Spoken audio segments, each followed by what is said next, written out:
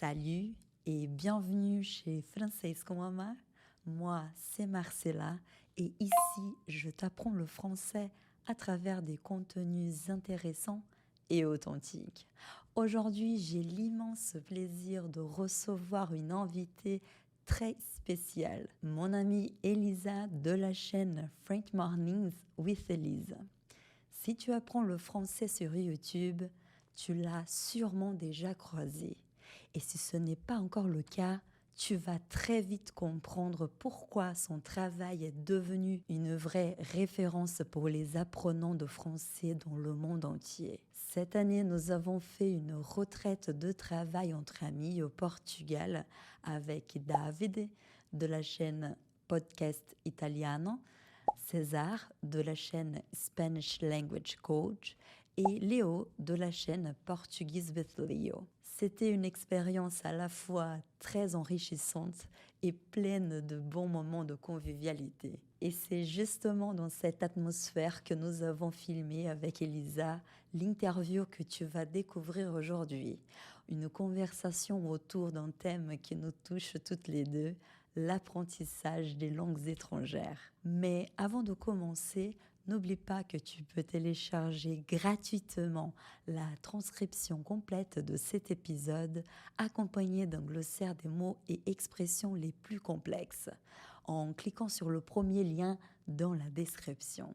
Elisa, au début, tu voulais créer une chaîne pour apprendre le yoga aux gens. Et après, tu as changé de voie et tu as commencé à enseigner le français langue étrangère. Alors, pourquoi ce changement? Oui, c'est vrai. En fait, avant d'ouvrir ma chaîne pour apprendre le français, je pense que j'avais déjà en tête d'ouvrir une chaîne YouTube. Et à l'époque, ma passion principale, c'était le yoga. Ça prenait vraiment beaucoup de temps dans ma vie. Et je pensais, avant toute la période du Covid, que vraiment j'allais devenir prof de yoga et que ça serait mon métier à temps plein. Et en fait, au moment où il y a eu le Covid, j'ai eu une période où j'étais un peu tiraillée entre les deux options. Et en fait, c'est marrant parce que pendant le Covid, je me souviens que on était tous à la maison et beaucoup de personnes se sont mis soit à apprendre les langues, soit à faire du sport. Donc au début, j'ai fait quelques lives pour mes amis où je leur donnais des cours de yoga. C'est vrai ça? Ouais. Mais j'ai jamais ouvert la chaîne, c'était sur Instagram. Et en fait, pendant cette période du Covid, j'avais pas de travail, j'avais quitté mon travail avant cette période-là, donc je savais pas quoi faire du tout. Et j'ai trouvé une plateforme où on pouvait faire du tutorat en ligne. Donc j'ai commencé à donner des cours de français à plein de gens de la planète entière parce que tout le monde était enfermé à la maison. Et en fait, c'est eux un peu qui m'ont donné l'idée d'ouvrir la chaîne pour apprendre le français parce que ils me disaient, moi, en plus de tes cours, je regarde aussi telle ou telle chaîne sur YouTube. Donc j'ai un peu découvert ce monde-là de l'enseignement des langues sur YouTube. Et puis, ouais, et puis après, comme moi, j'avais une formation en audiovisuel avant ça, je me suis dit, je pense que je sais comment on fait des vidéos. J'adore les langues et là, visiblement, enseigner, ça me plaît. Donc, allez, on y va et j'espère que ça va marcher. Heureusement que tu l'as fait, hein. Franchement, heureusement. Ouais, finalement, c'est vrai, ça a marché, donc je suis très contente de cette décision. Nous tous. Alors, pour la deuxième question, je regarde un peu les notes pour ne pas... Du coup, tu as dit que tu aimes apprendre les langues étrangères. Et d'où vient ton amour pour les langues étrangères? Alors, je pense que moi, j'ai grandi dans une famille où, depuis vraiment toute petite, j'ai toujours entendu deux langues. Parce que mon père est marocain. Donc, toute ma famille du côté de mon père est marocaine. Et donc, ça parlait beaucoup arabe chez ma grand-mère. Enfin, Darija, c'est le dialecte arabe du Maroc. Okay. Et donc, j'ai toujours... ma grand-mère, quand j'étais petite, elle me disait « répète ce mot », tu vois, pour travailler la prononciation en arabe qui n'est pas facile.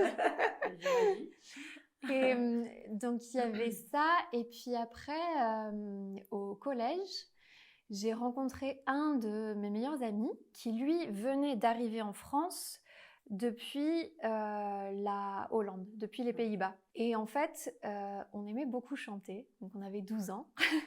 Et on chantait des chansons de Disney, parce que voilà, on était des enfants. Sauf que lui, comme il venait des Pays-Bas, il connaissait pas la version française de toutes ces chansons. Donc, il m'a appris les versions en anglais. Oh, trop bien. Et je pense que c'est à partir de là que vraiment les langues, c'est devenu plus qu'une matière à l'école, tu vois, parce que j'apprenais déjà l'allemand. C'est la première langue que j'ai apprise à l'école. Mais l'anglais, je l'ai appris toute seule, et parce que vraiment, ça me plaisait beaucoup. Et je voyais que j'avais quand même un meilleur niveau par rapport aux autres élèves de mon âge, parce que vraiment, je passais mon temps à regarder des films en anglais, avec les sous-titres en anglais, à apprendre des chansons par cœur, vraiment juste pour progresser, quoi, juste pour moi. Et tu as pas mal bougé aussi, non? Donc du coup, ça permet aussi de...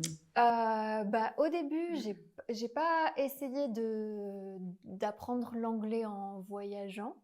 C'était plutôt l'allemand, parce que justement, en fait, après, j'avais vraiment une prof d'allemand au collège qui était super et qui nous a vraiment beaucoup donné le goût d'apprendre l'allemand. Et donc, en fait, quand j'étais au lycée, j'ai ensuite fait 3 mois d'échange linguistique à Berlin. Ok. Ok. Et donc, du coup, tu parles quoi? Tu parles 5 langues? Alors, l'allemand, je l'ai beaucoup perdu. Je ne sais même pas si je peux dire que je le parle, parce que je pense que je serais capable de commander au restaurant, dans un café, etc. Donc, c'est vraiment niveau, je pense, A2 peut-être, mais en faisant des fautes. C'est dommage, parce que paradoxalement, c'est la première que j'ai apprise. Bon. Mais sinon, anglais, français, italien, espagnol, je m'améliore de plus en plus. Le portugais aussi. Portugais, il faut que je travaille de plus en plus. Allez, on change, on va parler portugais maintenant. J'aimerais bien. Non, il faut que je m'y remette. Mais avec les langues romanes, tu sais, tu es obligé de les apprendre les unes après les autres, parce qu'elles se ressemblent trop.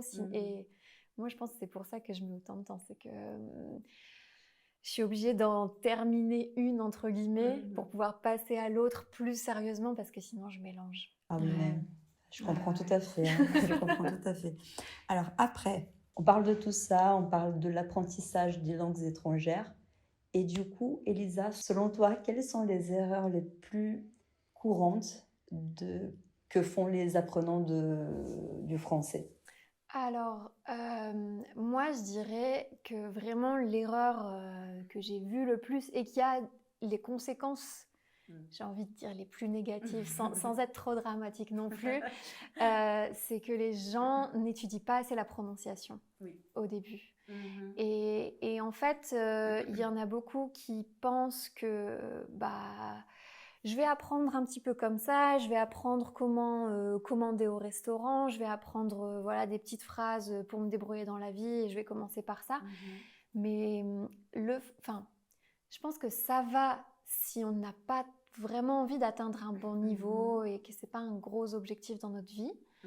Mais par contre, si vraiment on a cet objectif de pouvoir avoir une conversation sur n'importe quel sujet, de vraiment progresser en français, alors là, travailler la prononciation, ça va être quelque chose qui va vraiment nous aider, parce qu'en français, c'est quand même un petit peu compliqué. On a des règles d'orthographe qui sont un peu spéciales et qu'il faut comprendre.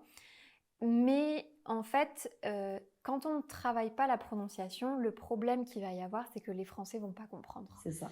Et vraiment, je sais qu'on a mauvaise réputation, qu'on dit que on n'a pas envie de faire d'efforts pour comprendre les touristes, etc. Mais je pense qu'il n'y a pas que ça. Il y Mhm. a aussi vraiment une part de ben, j'ai pas compris ce que la personne a dit parce Mhm. que soit elle prononce trop de sons, trop de lettres muettes et du Mhm. coup ça fait un cafouillage un peu voilà, dans la phrase, on a du mal à comprendre. Mhm. Soit bah, un son va changer le sens du mot et on va Mhm. comprendre un autre mot qui existe aussi, mais qui n'est pas ce Mhm. que la personne veut dire. C'est ça. Donc la prononciation, je pense que c'est quelque chose qui permet de vraiment poser les bases Mhm. et progresser comme il faut. Mais je suis Mhm. tout à fait d'accord. D'ailleurs, j'en profite parce que quand j'étais dans l'avion pour venir ici au Portugal, parce qu'on est au Portugal, voilà, Oui.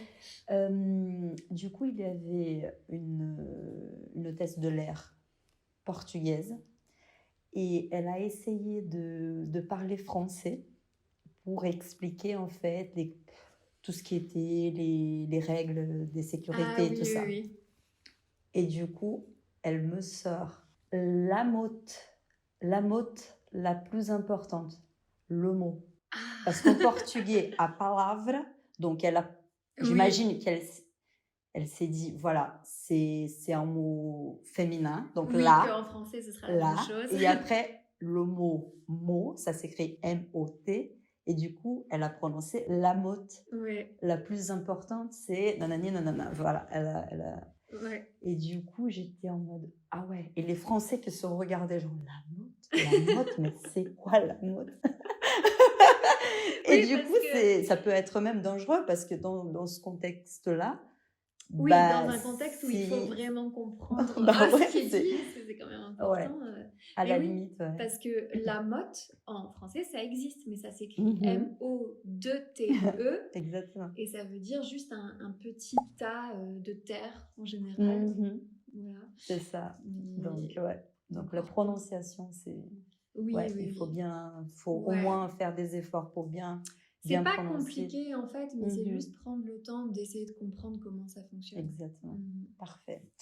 Allez, donc on passe à la quatrième question. La quatrième question, c'est par rapport à ta pédagogie. Alors, tu as une façon très bienveillante et humaine d'apprendre le français. Merci. Moi, j'adore. Franchement, j'adore. Et du coup, comment as-tu développé cette pédagogie? Bah alors, déjà vraiment merci parce que, C'est parce la que ça me vérité. fait plaisir de l'entendre venant de toi, sachant que moi, en fait, j'ai pas de formation de professeur, j'ai pas de formation académique en fait. C'est juste que j'ai toujours eu bah, voilà, une grande passion pour l'apprentissage des langues et pour le français aussi en fait. J'aime beaucoup la littérature, je me souviens que ouais, quand j'étais petite, les règles de grammaire, de conjugaison et tout ça, ça me plaisait. Oh là là là. Ok. Donc pour moi, c'est quelque chose qui a du sens. Et vraiment, je sais pas, j'ai toujours été bonne en orthographe, par exemple. Bah, génial. Mais, mais après, en fait, quand j'ai créé la chaîne, ce que je voulais, et c'est pour ça que ça s'appelle French Mornings, c'était vraiment essayer de donner cette idée de ah, je vais regarder une vidéo qui va me détendre un peu et en même temps, je prends mon petit déjeuner et je passe un bon moment avant de commencer ma journée.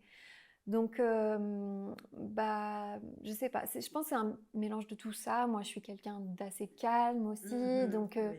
ça me plaît cette ambiance de voilà, on prend un petit café et on génial. écoute des trucs en français et c'est un peu l'ambiance que j'ai essayé de développer avec French Mornings. Et après, je trouve que sur YouTube aussi, ce qui est très bien, c'est que bah, quand on regarde des vidéos, on peut s'amuser avec le montage pour faire quelque chose de très visuel, utiliser par exemple des animations, des couleurs, tout ça pour mieux comprendre bah, le féminin, le pluriel, les règles de grammaire. Donc j'aime bien m'amuser avec tout ça.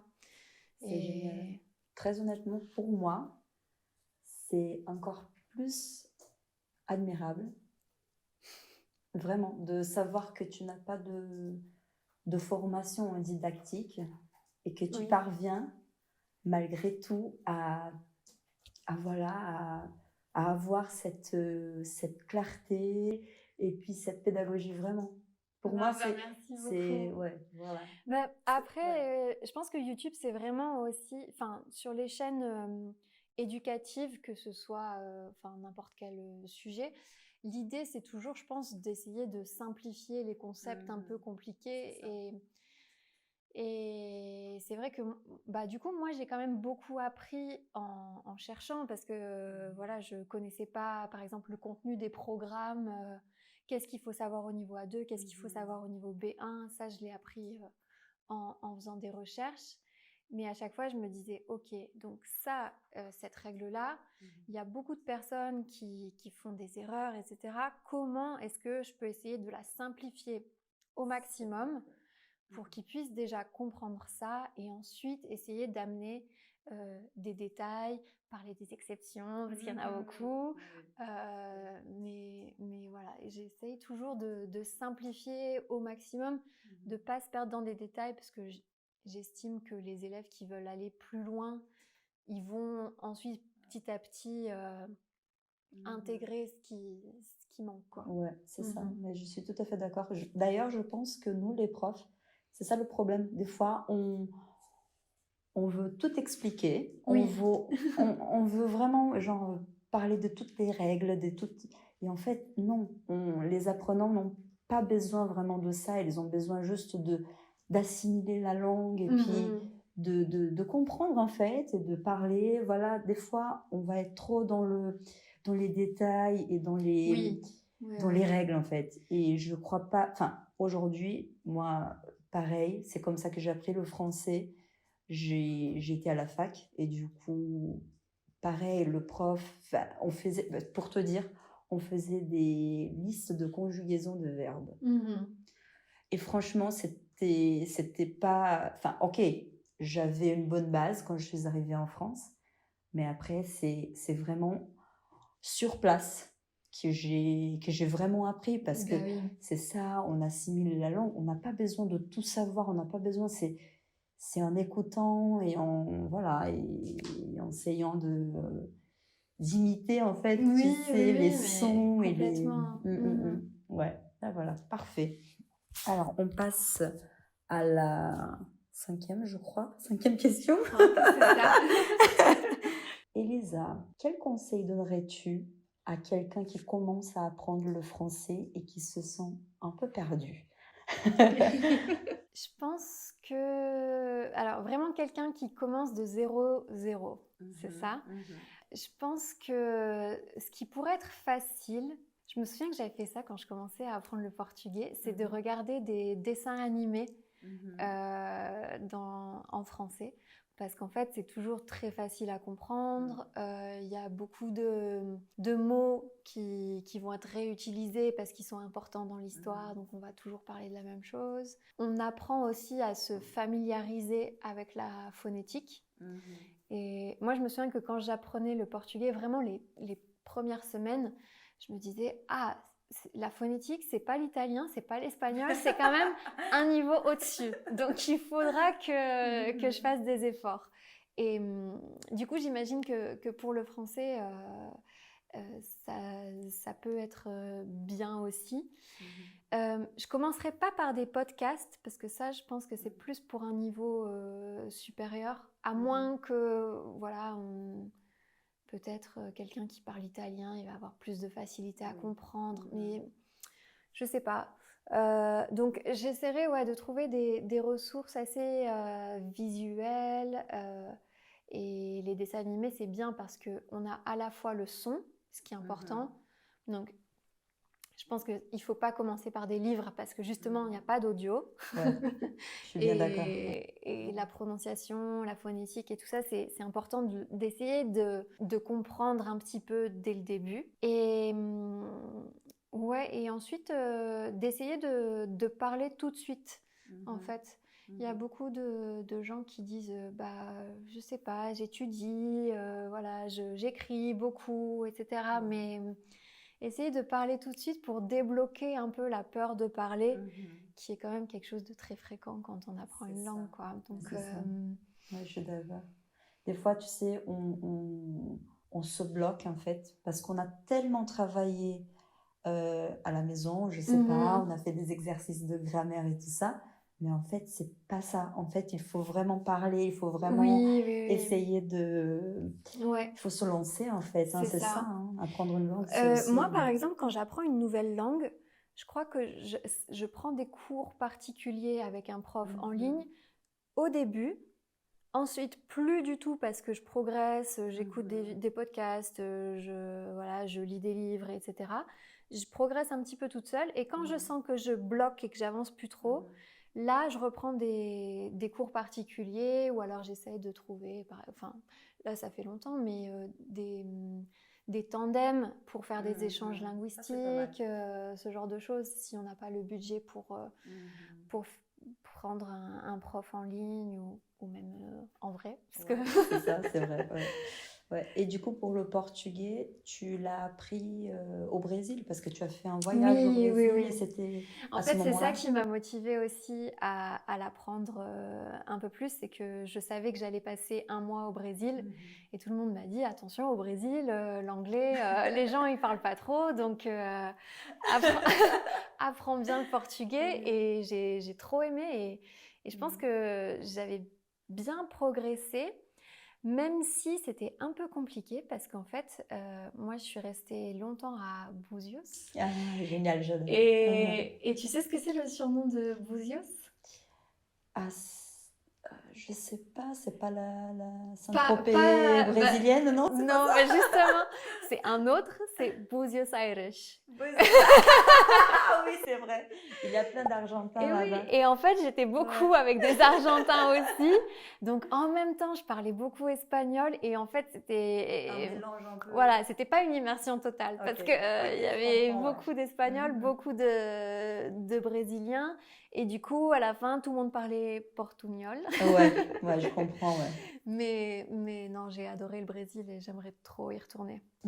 Tu veux dire quand même une petite phrase en portugais? Qu'est-ce que je peux dire? Como que você se chama, Elisa? Me chamo Elisa. Como você se chama, Elisa? E gosto muito do Brasil. Muito bem. Bom, a gente vai para sexta. On passe à la 6e question maintenant. Est-ce que tu as une anecdote liée à l'apprentissage des langues étrangères ou à l'enseignement aussi? Oui, alors comme on a beaucoup parlé de prononciation, quand je commençais à enseigner sur les plateformes en ligne, alors bizarrement, à cette époque-là, j'avais beaucoup d'élèves qui étaient des militaires américains. Ok. Alors, Pourquoi? j'ai pas trop compris pourquoi, mais bon, eux, ils continuent à travailler. Et en fait, il y avait un de mes élèves qui prenait souvent des cours avec moi. Et alors, lui, il voulait pas mettre sa caméra, donc on faisait que des leçons audio, un peu comme si on était au téléphone en fait, mais avec un chat en plus. Et ce qui m'a expliqué, c'est qu'il avait appris le français tout seul, mais le problème, c'est qu'il n'avait pas appris la prononciation. Et en fait, c'était vraiment super difficile pour moi de le comprendre. Et en plus, comme il n'y avait pas la caméra, on ne pouvait pas utiliser les mains ou je ne pouvais pas regarder sa bouche, ses expressions du visage, etc. Donc, c'était vraiment super difficile. La prononciation, en fait, je crois qu'il, malheureusement, il avait tout faux. Je pense qu'il s'en est pas occupé du tout. Il a imaginé un peu comment pouvaient se prononcer les mots en lisant tout seul. Enfin, je sais pas comment il avait appris, mais moi, j'avais du mal à le comprendre. Je faisais répéter, etc. Et j'ai vu qu'il continuait à revenir. Je crois qu'au bout de la 3e session, 4e, je lui ai dit, bon, écoute, là, je crois qu'on va faire des leçons de prononciation. Je suis désolée, on va pas faire des leçons de conversation. Mais il faut vraiment, parce que si moi je te comprends pas, alors que moi, j'ai l'habitude d'entendre plein d'accents différents avec tous les élèves que je vois, tu vas venir en France, personne va te comprendre et tu vas passer un mauvais moment. Donc voilà, on a ensuite repris vraiment les bases de zéro. Mais est-ce qu'il essayait, par exemple, de prononcer toutes les lettres? Parce que c'est ça aussi, hein. Le français. Ouais, je pense c'était quelque chose un peu comme ça. Alors, comme il avait un niveau débutant, les structures de phrases, elles étaient un petit peu... En fait, lui, il voulait vraiment parler à 100% français, même s'il faisait des erreurs et même s'il avait un niveau débutant. Donc, c'était quand même très difficile de le comprendre parce qu'il voulait pas m'expliquer en anglais et tu vois, il voulait vraiment immersion totale. Mais avec le niveau qu'il avait, c'était vraiment difficile. Bon, peut-être que maintenant il parle. J'espère qu'il a continué. Ok, mais très bien. Et du coup, là, c'est une anecdote liée à l'enseignement, mais est-ce que tu aurais aussi une anecdote liée à l'apprentissage, c'est-à-dire, je sais pas, à un moment donné, quand tu étais en Italie, par exemple, un mot que tu as dit, non? Une situation où ça m'a... il y a quelques jours en fait, hein, parce que donc je fais des progrès en espagnol et donc avec César qui est là aussi, on parle en espagnol enfin. Donc moi j'étais trop contente parce que je faisais des progrès et il y a pas longtemps on a eu une conversation sur les chiens. Et en fait, j'expliquais que mon premier chien, il était décédé. Donc, c'était une situation un peu triste. Et en fait, au lieu de dire « mi primera perra », j'ai dit « mi prima perra ».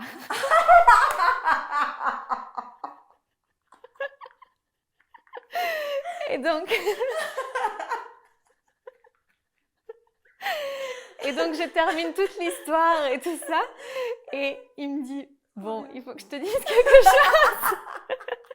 Il m'a dit, j'ai pas voulu t'interrompre parce que c'était un moment quand même où tu parlais de quelque chose de triste. Mais Mi prima perra. Mais c'est bien parce qu'en fait, comme il m'est arrivé ça, je sais que je ferai plus la faute. Oui, c'est ça. En fait, c'est maintenant que j'ai l'anecdote et que, en fait, il faut pas prendre les choses trop sérieusement parce que je pourrais dire, je suis vexée qu'il me corrige, mais non, pas du tout en fait. C'est comme ça qu'on apprend et ça fait partie aussi de justement. Si tu apprends une nouvelle langue, il va t'arriver des choses comme ça, c'est sûr. Ah oui. Alors là, un jour, il faut que je fasse tout un épisode, pour raconter mes erreurs en français parce que j'en ai fait beaucoup, et j'en fais toujours. Hein, Mais ça fait partie de la langue. Hein. Et aussi, des fois, c'est pas forcément qu'on fait des erreurs. Bon, là, oui, c'était une erreur. Mais parfois, c'est les gens on articule un petit peu moins alors qu'on a dit le bon mot et la personne va comprendre autre chose. Par exemple, à Bordeaux, on ne dit pas pain au chocolat, on dit chocolatine. Et du coup, à la boulangerie, on ne dit pas chocolatine à chaque fois. Parfois, on dit choco. Une choco, s'il vous plaît. Et une fois, moi, je suis allée à la boulangerie. J'ai demandé... Qu'est-ce que j'ai demandé? Je crois que j'ai demandé des chouquettes. Et j'ai dit des chouquettes, s'il vous plaît. Et en fait, elle a compris et deux chocos. Donc, comme quoi, tu vois, même les Français, des fois, ils n'arrivent pas à bien se comprendre entre eux. C'est ça. Je pense qu'il ne faut pas toujours prendre pour soi. Il faut se dire, c'est un environnement où les gens ils doivent travailler vite, il y a du bruit, etc. C'est pas qu'ils n'ont pas envie de faire d'efforts, c'est que la situation fait que c'est plus difficile. Oui, c'est clair. Et la dernière question. Alors, qu'est-ce que l'apprentissage d'une langue étrangère, n'importe laquelle, hein, que ce soit l'italien ou le portugais, enfin l'anglais, t'a appris sur toi-même? Alors, je pense que ça m'a apporté euh, beaucoup d'assurance, en fait. Et c'est un peu bizarre parce que justement, quand on apprend une nouvelle langue, on n'est pas sûr de soi, on fait beaucoup d'erreurs, etc.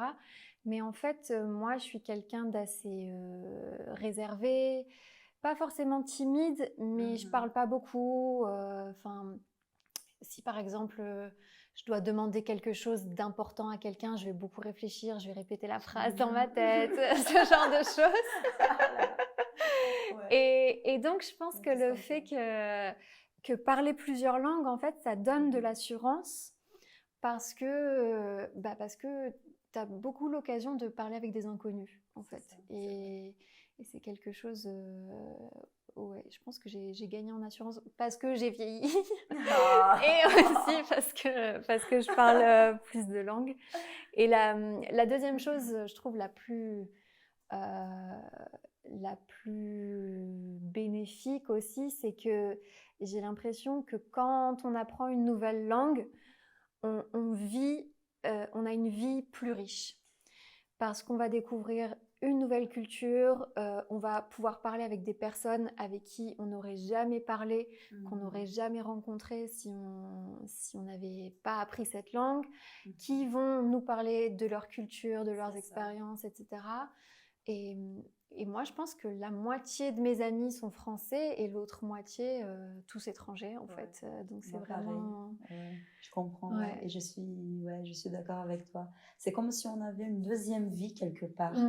Genre, Complètement, ouais. même une autre personnalité, je sais pas moi, tu sais, avec David, on, on disait que quand je parle le français, je suis beaucoup plus genre sérieuse. Je sais pas si c'est parce que je réfléchis plus aussi à ce que je vais dire. Mais quand je parle le portugais, du coup, je suis très, je sais pas, expressive. Et c'est vrai, c'est ça aussi, non? Je sais pas, c'est comme si c'est une découverte de soi. Je sais pas si ça se dit comme ça, Oui, je mais pense qu'il y dans a... le sens où, on Il y a un vient. peu de ça aussi, c'est que si vraiment on veut imiter l'intonation, enfin si on veut avoir l'intonation juste, et ben le portugais brésilien c'est très chantant, etc. Alors que le français c'est quand même assez monotone, linéaire.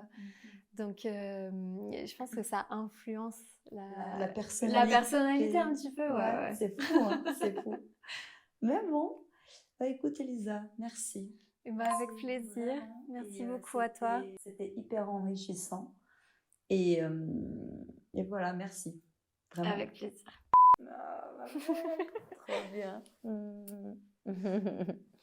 C'était top. Oui, c'était Merci très beaucoup. chouette.